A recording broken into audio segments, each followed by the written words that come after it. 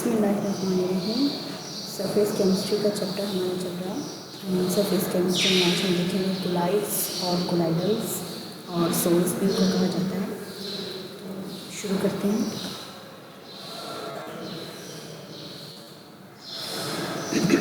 अच्छा जी, कोलाइड्स या colloidals actually ये इसको समझने से पहले हम थोड़ा सा एक कॉन्सेप्ट अपना बनाते हैं कि solutions, colloidal solutions and suspensions actually क्या चीज़ें हैं।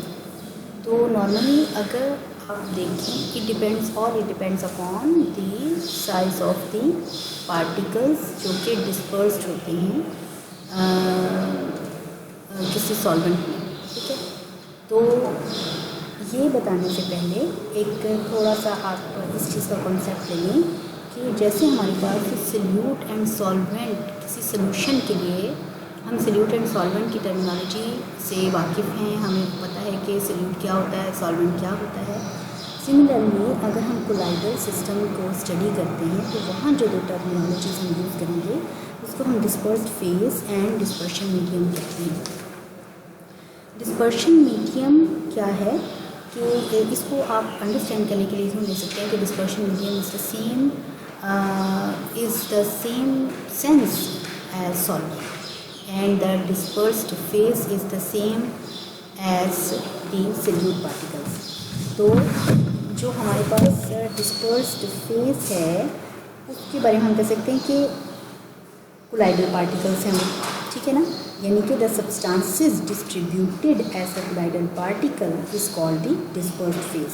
और जो दूसरी हमारे पास फेज़ होती है जिसको मैं मीडियम कह रही हूँ, एक कॉन्टीन्यूस फेज़ है जिसके अंदर कोलाइडल पार्टिकल्स ने डिस्पर्स होना है, उसको हम डिस्पर्शन मीडियम कहते हैं। मैं दोबारा बताती हूँ कि जिस तरह हम कॉन्सेप्ट बनाते हैं अपना सॉल्यूट एंड सॉल्वेंट का, यहाँ हम अपना concept medium, dispersion medium and dispersed phase, बहुत आसान है। डिस्पर्स्ड जो हो गई फेज़ और डिस्पर्शन मीडियम जो कॉन्टीन्यूस हमारे पास फेज़ है, सॉल्वेंट जैसे है, पानी है, लिक्विड है कोई भी, उसको हम डिस्पर्शन मीडियम कहते हैं, ठीक हो गया। अच्छा, तो अब आप देखिए कि जो ट्रू सोल्यूशन, यहाँ पर एक फर्स्ट हमें एक पिक्चर नज़र आ रही है 1 एंगस्ट्रॉम से 10 एंगस्ट्रॉम तक की, 10 एंगस्ट्रॉम से 2000 एंगस्ट्रॉम की एंड देन 2000 से ऑनवर्ड। तो इससे बड़ा क्लियर हमें ये पता चलता है कि कोलाइडल क्या है। ये in between the suspensions and true solution के हमने दिखाए हैं और इसका डिपेंड करता है जो साइज़ है, पार्टिकल का साइज़ है, उसके ऊपर हम इनको डिफ्रेंशिएट कर सकते हैं। ट्रू सोल्यूशन की बेस्ट एग्जांपल में मैं कहती हूँ कि अगर मैंने NaCl को पानी में मिक्स कर लिया तो वो कम्प्लीटली सॉल्युबल हो जाते हैं। उसका जो पार्टिकल साइज़ है 1 एंगस्ट्रॉम से 10 एंगस्ट्रॉम के दरमियान एग्जिस्ट करता है, तो वो मेरे पास ट्रू सोल्यूशन है। देन कोलाइडल्स, देन मैं बात कर देती हूँ सस्पेंशन की, कि सस्पेंशन ऐसे पार्टिकल्स हैं जो कि एग्रीगेट कर जाते हैं और उनका जो डायामीटर है वो 2000 एंगस्ट्रॉम से ज़्यादा हो जाता है। और इसकी एग्जांपल में आप देख लें कि अगर मैंने पानी के अंदर रेत डाल दिया तो वो विजिबल भी है, 2000 एंगस्ट्रॉम से ज़्यादा उसका पार्टिकल साइज़ है, क्योंकि वो पार्टिकल्स यानी कि उसके अंदर हम विजिबल भी हैं और उनका साइज़ भी बड़ा है। अब ट्रू सोल्यूशन एंड सस्पेंशन के दरमियान जो फेज़ आती है उसको हम कोलाइडल सोल्यूशन का नाम देते हैं। ये वो सोल्यूशंस होते हैं जिसको हम कोलाइडल सोल्यूशन या कोलाइडल डिस्पर्शन कहते हैं। ये इंटरमीडिएट्स होते हैं between true solution and suspensions के, और इनका जो साइज़ है वो 10 एंगस्ट्रॉम से 2000 एंगस्ट्रॉम तक होता है।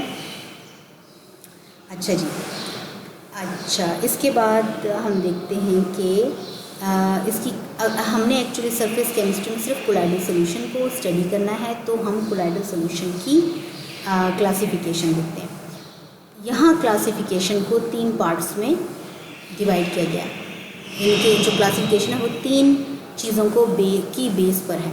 पहली है एफिनिटी टूवर्ड्स सॉल्वेंट, दूसरी है कि अपॉन द साइज़, यानी कि कोलाइडल में भी अपॉन द साइज़ है, यानी कि कोलाइडल में भी साइज़ की बेस के ऊपर क्लासिफिकेशन की गई, और तीसरी है चार्ज।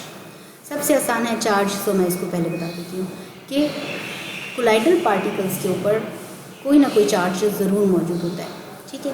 ये उसकी प्रॉपर्टी है, भले वो इलेक्ट्रॉन्स को अपने ऊपर इलेक्ट्रॉन की प्रेजेंस की वजह से चार्ज हो, भले वो पेप्टाइजेशन की वजह से उसके ऊपर चार्ज आ जाए, या चार्ज उसके अंदर आइंस जो सोल्यूशन के अंदर, यानी कि कोलाइडल सोल्यूशन के अंदर जो आइंस मौजूद हैं उसको अपने ऊपर अटैच करके उसकी वजह से चार्ज आ जाए, सो दैट कोई ना कोई चार्ज डिफरेंट कंडीशन की वजह से उसके ऊपर मौजूद होता है।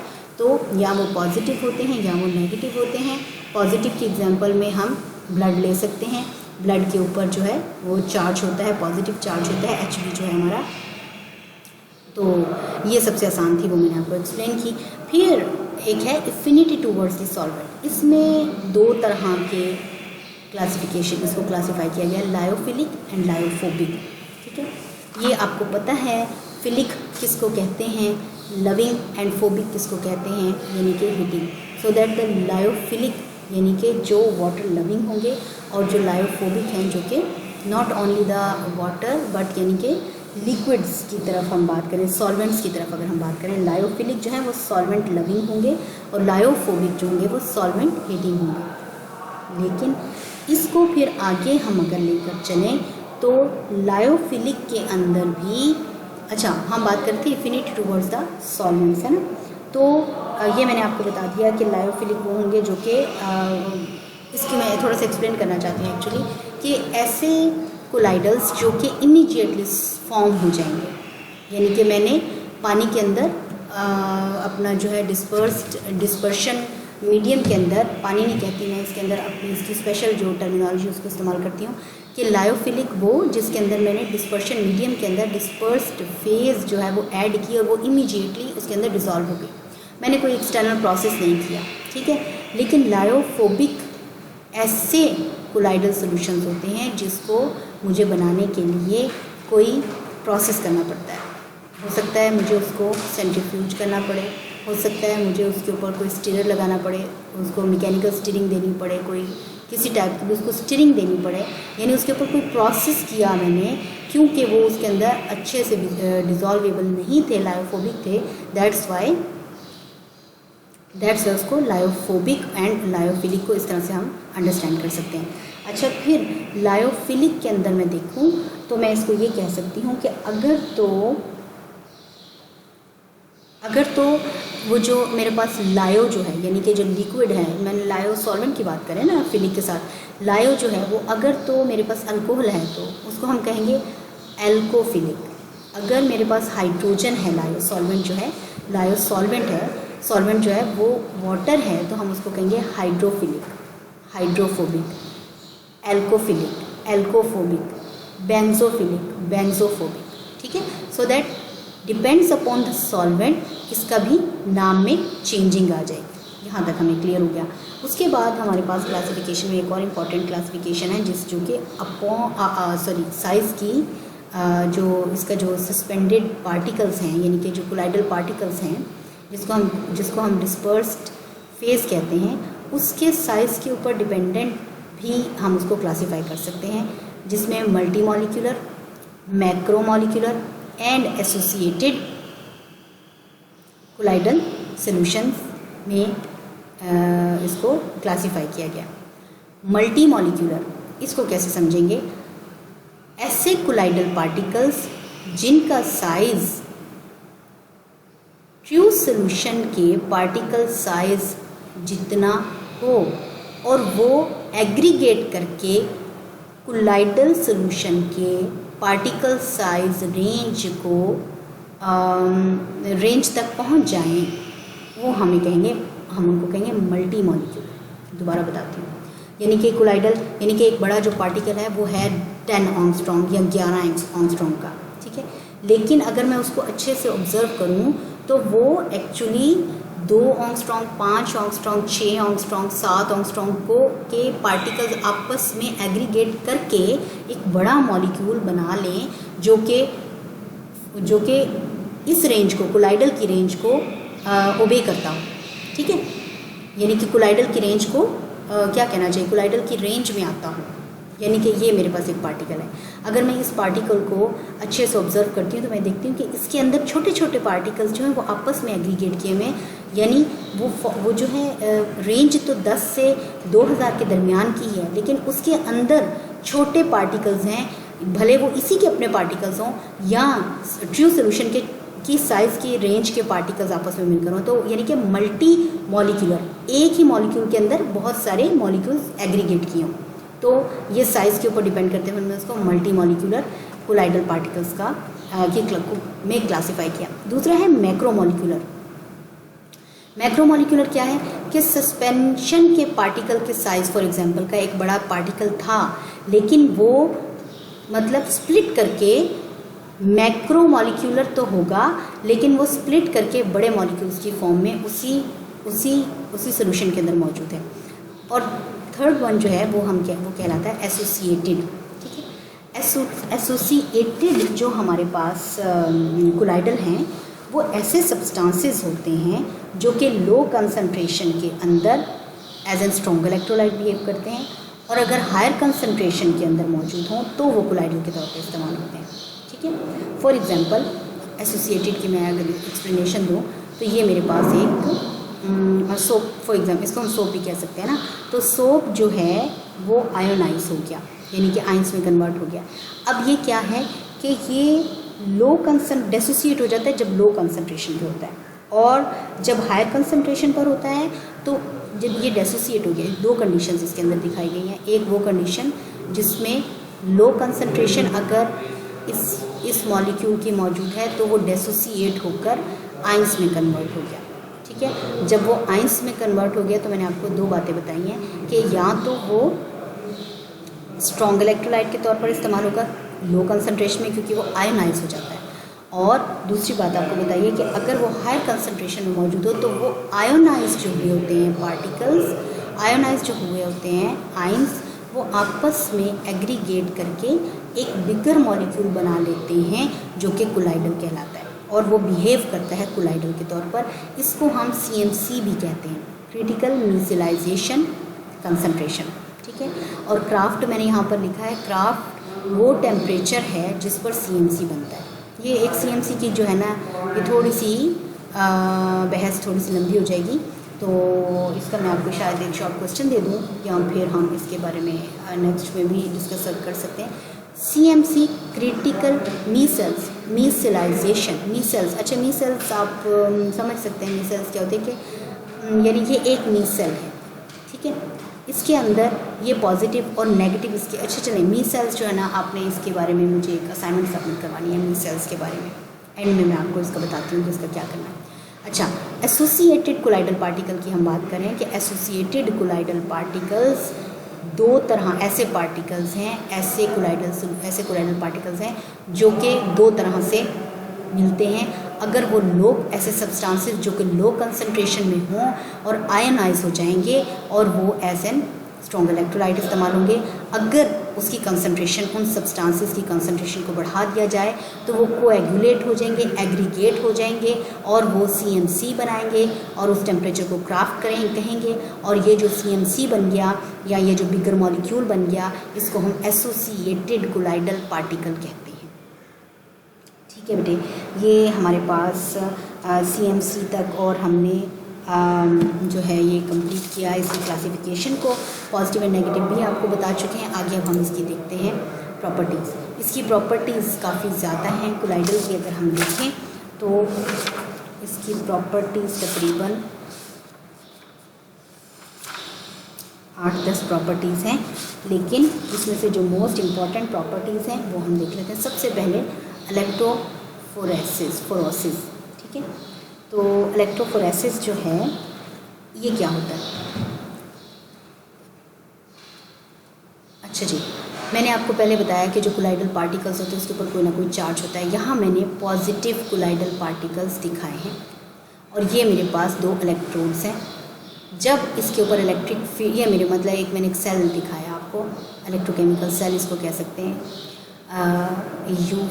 यू शेप्ड है और ये 2 हमारे पास इलेक्ट्रोड्स मौजूद हैं। इसको मैंने अटैच किया अपना इलेक्ट्रिक फील्ड के साथ। जब इलेक्ट्रिक फील्ड के साथ अप्लाई किया तो अटैच किया तो जाहिर है कि इसके ऊपर कोई ना कोई दोनों इलेक्ट्रोड्स के ऊपर कोई चार्ज आ गया। जो मेरे पास यहाँ पर सोल्यूशन मौजूद है, मैंने कोलाइडल सोल्यूशन इसके अंदर पुट किया है और उसके अंदर मैंने पॉजिटिवली चार्ज कोलाइडल पार्टिकल का इस्तेमाल किया है। जब इलेक्ट्रिक फील्ड आता है तो जो भी चार्ज होगा, पॉजिटिव वाले रख लें, नेगेटिव वाले रख लें, जो भी आपने कोलाइडल इसमें सस्पेंशन डाला है, कोलाइडल सोल्यूशन डाला है, उनमें से जो चार्ज मौजूद होगा वो अपोजिट प्लेट की तरफ मूव कर जाएगा। अगर पॉजिटिव हैं तो नेगेटिव की तरफ मूव कर जाएंगे, नेगेटिव हैं तो पॉजिटिव की तरफ मूव कर जाएंगे। ये जो मूवमेंट का प्रोसेस है इलेक्ट्रिक फील्ड के अप्लाई करने की वजह से, उसको हम कैटाफोरेसिस या फिर इलेक्ट्रोफोरेसिस कहते हैं। इलेक्ट्रोफोरेसिस या कैटाफोरेसिस कहते हैं। ये वो प्रोसेस है जिसके अंदर कोलाइडल पार्टिकल्स को हम सेपरेट कर सकते हैं, ठीक है ना। तो इसकी एप्लीकेशन यानी कि ये क्यों इस्तेमाल होता है, ये इसकी प्रॉपर्टी है ना कि हम कोलाइडल पार्टिकल्स को सेपरेट कर सकते हैं। फॉर एग्जांपल हम चाहते हैं कि हम चिमनी गैस में से स्मोक को रिमूव कर दें, तो हम उसके ऊपर इलेक्ट्रिक फील्ड अप्लाई करते हैं। जब इलेक्ट्रिक फील्ड अप्लाई करते हैं तो दोनों प्लेट्स हमारे अंदर हमारे पास मौजूद होती हैं इलेक्ट्रोड्स की। जब इलेक्ट्रोड की प्लेट मौजूद होती है तो वो क्या करता है कि जिस भी टाइप के कोलाइडल पार्टिकल उसके अंदर मौजूद होते हैं उनको सेपरेट कर लेता है, तो उसकी प्यूरिफिकेशन हो जाती है, वो क्लियर हो जाता है। इम्प्योरिटीज़ को हम इस तरह से रिमूव कर सकते हैं।